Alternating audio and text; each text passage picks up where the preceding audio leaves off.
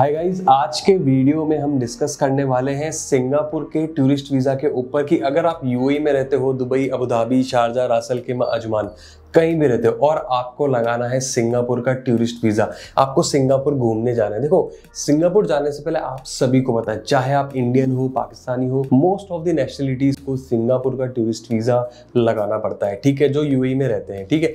क्योंकि बिना वीज़ा लगाए तो आप जा नहीं पाओगे, वहाँ घूम नहीं पाओगे, होटल, फ्लाइट। देखो, हमेशा से एक हमारा टारगेट रहा है, पहले हम वीज़ा पे आपको असिस्टेंस देंगे, जैसे ही वीज़ा आएगा ना, फ्लाइट, होटल, पैकेज, ये तो हमारा मतलब 1 घंटे में आपको बना के दे देंगे और आप बुक करके जा सकते हो, ठीक है।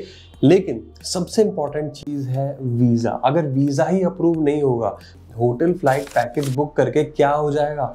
तो सबसे पहले टास्क आता है कि आपको टूरिस्ट वीज़ा में असिस्टेंस देना। आज के वीडियो में मैं आपको सब चीज़ें बताने वाला हूँ, प्रोसेसिंग टाइम से लेके वैलिडिटी, उसके बाद डॉक्यूमेंटेशन, प्राइसिंग, और वीडियो की एंड में आपको 2 ऐसी मिथ भी बताने वाला हूँ जो लोगों ने बनाई हुई है यूएई के अंदर, दुबई के अंदर, या फिर यूएई में जहाँ भी आप रहते हो। लोगों के अंदर वो मिथ है कि यार वो डॉक्यूमेंट होगा तभी काम होगा, लेकिन ऐसा नहीं है। तो कौन सी 2 मिथ है वो आपको वीडियो के एंड में बताने वाला हूँ। बहुत ही शानदार, बहुत ही यूजफुल चीज़ है, वो काफ़ी इंपॉर्टेंट इन्फॉर्मेशन है अगर आप सिंगापुर घूमने का प्लान कर रहे हो। तो गाइज, वो कौन सी चीज़ है उसके लिए वीडियो को आपको पूरा देखना पड़ेगा, तभी आप रिलेट कर पाओगे पूरे वीडियो के साथ में उस चीज़ को, ठीक है। तो गाइज, करते हैं वीडियो की शुरुआत करने से पहले बताना चाहूँगा, मेरा नाम है योगेश, चैनल का नाम है योगी द इन्फो गुरुजी, और हमारा काम है आपका ट्रैवल एक्सपीरियंस बेस्ट करना। चाहे आप हमसे वीज़ा लो, होटल लो, पैकेज लो, आपका एक्सपीरियंस बेस्ट होना चाहिए। तो गाइस, चैनल को कर दो सब्सक्राइब, बेल आइकन को कर दो ऑन, करते हैं वीडियो की शुरुआत। तो गाइस, सबसे पहले शुरुआत करते हैं प्रोसेसिंग टाइम के साथ में कि कितना टाइम लगता है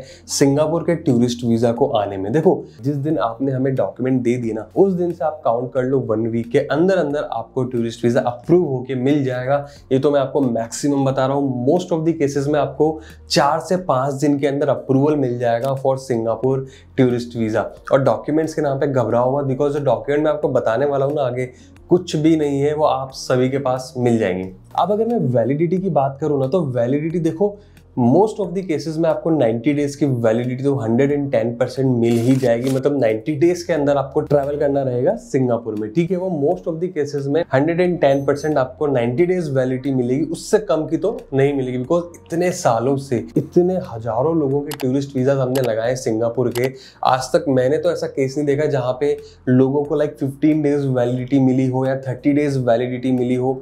90 डेज की वैलिडिटी आपको मिलती है सीधा। और इंडियन नेशनल्स के लिए तो और भी ज़्यादा अच्छा होता है, बिकॉज उनको काफ़ी सारे केसेस हमने ये भी देखे, इंडियन नेशनल्स को 2 साल की मल्टीपल एंट्री वैलिडिटी मिल जाती है। मतलब 2 साल में वो कितनी बार भी ट्रैवल कर सकते हैं और बार बार वीज़ा लगाने का या फिर अप्रूवल रिजेक्शन का टेंशन ही खत्म, क्योंकि 2 साल की वैलिडिटी मिल रही है। बट मैं आपको मोस्ट ऑफ द केसेस में बता रहा हूँ, 90 डेज तो 110% आपको मिल ही जाएगी। अब अगर मैं आपको बताऊं कि ड्यूरेशन ऑफ स्टे, मतलब validity is a different thing, duration is different thing. मतलब वहां पे जाके आप कितने दिन रह सकते हो ऑफिशियली।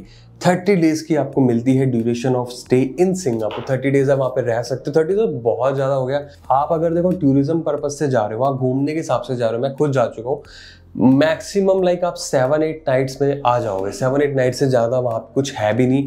हाँ, जैसे यूनिवर्सल स्टूडियो हो गया, आपका gardens by the bay, Singapore night safari, city tour, ये चीज़ें बहुत अच्छी है। बट ये भी आप 3 से 4 दिन में कवर कर लोगे। तो मैक्सिमम बता रहा हूँ 7-8-9 नाइट्स में आप अपना ड्यूरेशन कंप्लीट करके आ सकते हो। बट हाँ, आपको मिलता 30 डेज का है। अब अगर मैं डॉक्यूमेंट्स की बात बताऊँ ना, तो सर इससे सिंपल डॉक्यूमेंट तो मतलब आप मान लो, मेरे हिसाब से यूएई वीज़ा में भी आजकल फ्लाइट, होटल, डमी वगैरह सब चीज़ें लगती है। लेकिन सिंगापुर टूरिस्ट वीज़ा में सिर्फ आपका original passport size photo, Emirates ID की copy, residence visa ID copy, जो आपके पास सबके पास होगी। ये डॉक्यूमेंट्स तो ऐसे सबके पास होंगे, तभी आप यूएई में हो, तभी आप ये वीडियो देख रहे हो, एम आई राइट? तो ये डॉक्यूमेंट्स चाहिए रहते हैं for Singapore tourist visa and NOC from the company, ठीक है। तो आपको अरेंज क्या करना है, सिर्फ एनओसी अरेंज करनी है, वो भी अपनी कंपनी से। उसका एनओसी मतलब नॉन ऑब्जेक्शन सर्टिफिकेट, उसका फॉर्मेट भी हम आपके साथ शेयर कर देंगे।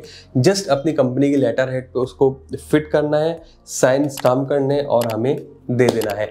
तो ये डॉक्यूमेंट्स की नीड होती है, ठीक है। और इसके अलावा कोई किसी तरह के डॉक्यूमेंट की नीड नहीं है। काफ़ी लोग आपको बोलते हुए मिल जाएंगे, ये चाहिए, वो चाहिए, ट्रैवल हिस्ट्री चाहिए, ये चाहिए। सर कोई नीड नहीं है, ठीक है।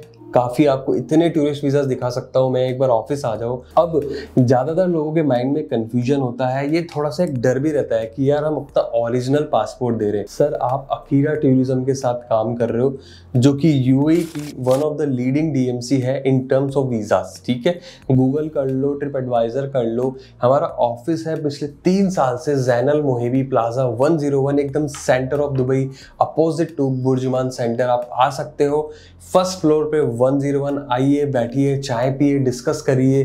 टीम बैठी हुई है, टाइपिंग टीम बैठी हुई है, सेल्स टीम बैठी हुई है, मतलब आपको एक बहुत बड़ी टीम दिखेगी हमारे ऑफिस के अंदर। और वो भी यूएई में आप रह रहे हो, यूएई में इतने सारे रूल्स एंड रेगुलेशंस है, तो डोंट वरी अबाउट इट। इस चीज़ को लेके आपके माइंड में ना 0.001% भी डाउट नहीं आना चाहिए, बिकॉज आप एक अपना पासपोर्ट जैसी वैल्यूएबल चीज़ एक ऐसी कंपनी के पास दे रहे हो जो बहुत ही ज़्यादा ट्रस्टेबल है, बहुत ही ज़्यादा रिकॉग्नाइजेबल है इन यूएई मार्केट। और ये मैं नहीं बोलता हूँ, ये फैक्ट्स बोलते हैं, ये गूगल बोलता है, ये ट्रिप एडवाइजर बोलता है, ये इंस्टाग्राम बोलता है, ये हम नहीं बोलते। आप खुद जाइए, खुद जाके अपनी रिसर्च एंड डेवलपमेंट कर सकते हैं। तो डोंट वरी अबाउट इट। जैसे ही आपका पासपोर्ट आएगा, आपके सारे डॉक्यूमेंट्स आएंगे, हमारा पीआरओ है जो डॉक्यूमेंट लेके जाएगा सिंगापुर एम्बेसी में, वहाँ पे आपका प्रोसेस किया जाएगा, वहाँ पे सारे डॉक्यूमेंट्स बनते हैं, cover letter, itinerary, flight, hotel dummy, सब चीज़ें बनने के बाद में सबमिशन किया जाता है। And with in 4 to 5 days आपको टूरिस्ट वीज़ा अप्रूव होके आपका मिल जाएगा सिंगापुर का, ठीक है। अब अगर मैं प्राइसिंग की बात बताऊँ ना, तो प्राइसिंग में काफ़ी लोग मुझसे नाराज भी हो सकते हैं, बिकॉज होता क्या है ना, इंडियन नेशनल्स के लिए प्राइस सिंगापुर एम्बेसी ने कम रखी हुई है एंड रिमेनिंग अदर नेशनलिटीज़ के लिए प्राइस ज़्यादा है। अब इसका देखो कोई लॉजिकल रीज़न मेरे पास नहीं है, ना ही मुझे पता है कि ऐसा क्यों किया जाता है। काफ़ी टाइम से चल रहा है, बहुत सालों से हम देखते आ रहे हैं कि इंडियन नेशनल्स के लिए प्राइस कम है। अब लोग सोचते हैं कि योगेश भाई आप इंडियन नेशनलिटी को ज़्यादा प्रायोरिटी देते हो, बाकी नेशनलिटी को नहीं देते हो, इसके लिए आपने प्राइस कम करी। नहीं सर, कम ऑन, हम इतने ग्रोन अप हो चुके हैं, इतने आगे निकल चुके हैं, दुनिया इतनी आगे निकल चुकी है। ये जो प्राइसिंग फैक्टर है ना, ये आपके और मेरे हाथ में नहीं है, ये एम्बेसी के हाथ में होता है। तो एम्बेसी ने खुद ने ही प्राइस कम करी हुई है फॉर इंडियन नेशनल्स, ठीक है। अब अगर मैं आपको प्राइस बताऊं, इंडियन नेशनल्स के लिए हम चार्ज करते हैं 400 दिरहम, जिसमें आपका सब कुछ इंक्लूड होता है, डॉक्यूमेंटेशन, सबमिशन, हमारा सर्विस चार्ज, एम्बेसी फीस, सब कुछ। 1 रुपया आपको ऊपर से नहीं देना है। लेकिन अगर वहाँ पे दूसरी नेशनलिटीज आ जाती है, पाकिस्तानी, बांग्लादेश, नेपाली, उनके लिए प्राइस ज़्यादा है, उनके लिए प्राइस है 750 दिरहम, ठीक है। ये 350 ज़्यादा क्यों है? क्योंकि मैंने आपको बताया कि एम्बेसी फीस जो होती है ना, वो अदर नेशनलिटीज़ की ज़्यादा होती है, तो इसके लिए प्राइस ज़्यादा है। तो ये हम चार्ज करते हैं और शुरुआत से ही ये प्राइस है। और लोग हमारे साथ क्यों अप्लाई करते हैं? सबसे पहला बेनिफिट, उनको लॉन्ग टर्म वैलिडिटी मिल जाती है, मतलब 2 साल की मल्टीपल एंट्री वाली वैलिडिटी आपको अगर मिल रही है तो आप लगाओगे नहीं लगाओगे, आप खुद बताओ। दूसरी चीज, हम बड़े ट्रांसपेरेंट हैं, सारी चीजें बोल देते हैं, आपके सामने रख देते हैं। दूसरे एजेंट्स, दूसरी कंपनीज आपको सच कुछ भी नहीं बताने वाली है, सब चीजें हाइड रखेंगी। और इवन काफी कंपनीज तो मैंने ये भी देखा है जो हिडन कॉस्ट आपसे चार्ज कर लेंगी, ये बोल के कि यार ये तो हमने आपको सिर्फ एम्बेसी फीस बताई है, हमारा सर्विस चार्ज तो दो। लेकिन जो प्राइस मैंने आपको बताई है ना सर, 1 दिरहम ऊपर नहीं देना है आपको, बात खत्म। इससे बड़ी बात, ऑन लाइव ऑन रिकॉर्ड बोल रहा हूँ, आपके सामने बोल रहा हूँ। तो ये है pricing part for Singapore tourist visa. अब मैं आपको बताता हूँ 2 मिथ की जो मैं बात कर रहा था। जो सबसे बड़ी मिथ सिंगापुर टूरिस्ट वीजा में चलती है ना आज की तारीख में, वो ये है कि आपका बैंक स्टेटमेंट आपको लगाना पड़ता है। मतलब कम ऑन यार, bank statement Singapore tourist visa में? सर किसी भी एजेंट की बातों में मत आ जाना, कोई जरूरत नहीं है बैंक स्टेटमेंट की सिंगापुर टूरिस्ट वीजा में, मैं आपको बता रहा हूँ, अलर्ट रहिए, ठीक है। दूसरी चीज की ट्रैवल हिस्ट्री बहुत जरूरी है सिंगापुर टूरिस्ट वीजा में। ट्रैवल हिस्ट्री, कम ऑन यार, सिंगापुर टूरिस्ट वीजा को लोग लेते हैं ताकि उनकी ट्रैवल हिस्ट्री अच्छी हो सके, ना कि सिंगापुर टूरिस्ट वीजा लगाने के लिए भी ट्रैवल हिस्ट्री चाहिए। तो एक बहुत बड़ा डिफरेंस है, आप प्लीज इन चीजों को समझिए। कोई रिक्वायरमेंट नहीं है ना बैंक स्टेटमेंट की, ना ही किसी तरह की ट्रैवल हिस्ट्री की। 0 ट्रैवल हिस्ट्री भी होगी ना, अप्रूव हो जाएगा आपका। हजारों हुए, लाखों हुए, आपका क्यों नहीं होगा? तो गाइस ये थी 2 बड़ी मिथ। आई होप आपको वीडियो अच्छा लगा होगा। अगर यहाँ तक आपने देख ही लिया यार, सब्सक्राइब कर दो। चैनल पे नए हो तो लाइक कर दो, सब्सक्राइब कर दो, प्यार देते रहो। कमेंट्स करके जरूर बताओ कैसा लगा वीडियो। अच्छा लगा हो तो और हम आपके लिए बनाएंगे।